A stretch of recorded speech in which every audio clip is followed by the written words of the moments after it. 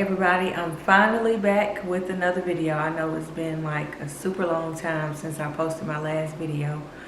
Honestly, I've just been procrastinating, but I'm gonna try to do better with how much I post and how often. I still don't know exactly how frequently I'll post, but I'll at least try to post like every 2 weeks. We're gonna start with that for now. But anyway, this video is going to be about post-grad. I know a lot of y'all may have heard about that already, about how post-grad affects people after they graduate. So we're just going to talk about how my experience has been. So I graduated from college in May. With that, I have been kind of trying to still figure out the whole adulting thing. I know when I was in college, I somewhat was adulting on my own because I did live in student living, so I was paying rent. But now that I've graduated, I no longer have classes to go to, which really has kind of had me feeling lost, because literally I have been in school from elementary all the way up until college. So I got so used to that routine that when I graduated, it just made me feel like I just did not have a life. But as far as getting my dream job, I have not got my dream job yet. When I was in school, I know a lot of people were telling me to like apply in like December when I didn't even graduate until May. And I didn't want to do that because if somebody offered me a job, I was still going to be in school. So I wanted to be able to dedicate all of my time to my career. But I don't think I started applying for jobs until like March, which is pretty late because I know a lot of people had already started applying. So I didn't get a job straight out of college. So now I'm just working like a regular job until I can actually find something in my field that I actually want to do. In the beginning, when I first graduated, I was actually encouraged because I just had that energy in me that, I was going to get something. And then after a while, like that fire in me kind of went down a little bit. I did have people telling me, not to give up. And I didn't give up because I know a lot of people, they don't get a job as soon as they graduate, which is fine. But then I started doing the thing where I would look on social media at other people's success, and that would kind of really discourage me. But I've learned since then that looking at other people's social media is not going to do anything for you. It's not going to do anything but make you more sad and feel down. And so I've learned since then that there's a process to everything, that you cannot look at somebody else's success and be like, oh my gosh, I need to be there. There's no rush. To me, that's what I'm learning. There's no rush on life. You don't have to be in your dream job at 22 years old. It's fine. Plenty of people have waited, to their 30s to get their career jobs or whatever. But patience has been the key for me. So, yeah, I'm still just, waiting.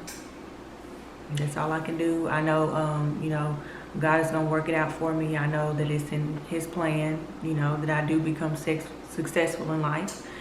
So there's that. And then let's see, what else? Financially, I was not one of those people that was blessed enough to graduate with no student loans. I didn't go to school on a scholarship, so I did have to take out loans, which they have kicked in. I know a lot of people defer their loans. I'm personally choosing not to do that because honestly, it's not a good idea to do because, in the end, you just acquire more and more interest on those loans. So I do plan to pay off all of mine. They have kicked in already, which is fine. I'm not panicking about it, So there's the financial part. Living wise, I've definitely learned some things from that. So when I lived in student apartments, I don't know about how everybody else's was. I guess it depends on the area that you live in. But student apartments, the rent was a certain amount and it included utilities, water, lights, everything. So that was a plus. And then furniture was already provided, so that was good too. But once I graduated, I decided to move out on my own. So reality definitely kicked in then, because cost of living with apartments and houses in general has definitely went up. So and then having to pay utilities and everything, you know, that really kicked in for me. And then furniture, because you know, real apartments don't come with furniture, so you have to buy your own furniture. I did have one person that offered me their furniture, but the furniture that they had, it wasn't my style, it wasn't my taste. So I just said, okay, I'll just buy my own.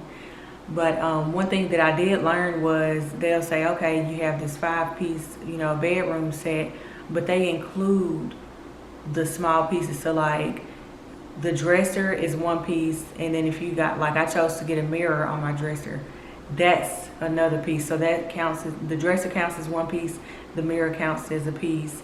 So everything is just separate, which is just ridiculous to me. But so yeah, so furniture can be expensive. I know a lot of people you know, may get on different places like Facebook Market to find their furniture, but I wanted mine brand new. You know, I've always been a little skeptical about buying furniture from other people, simply because you never know, you just never know. So personally, I didn't take that route. And as far as friends, when I was in college, I never really had like a big group of friends anyway. I've never been that type to just be like super outgoing. So the friends that I did meet in college, some of them I still talk to them, some of them I don't.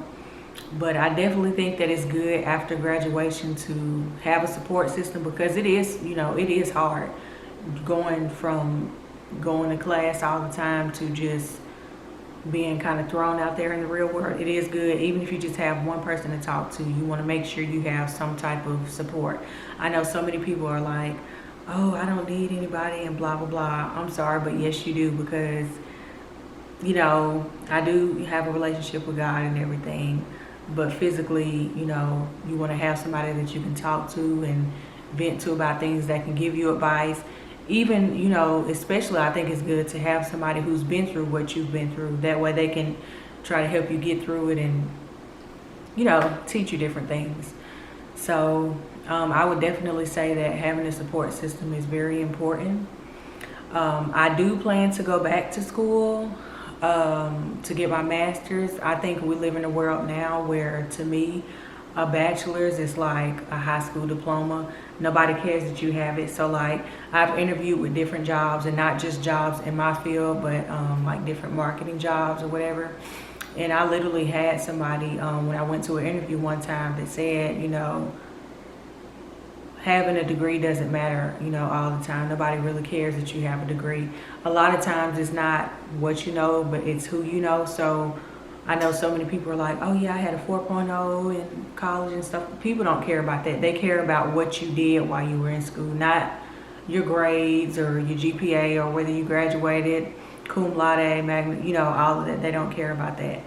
So I do want to go back to school and get my master's. I am learning too, not to just stick to the journalism box. That is, you know, pretty much my passion, but I am learning that it's always good to have a backup plan, which is why I am choosing to get my master's.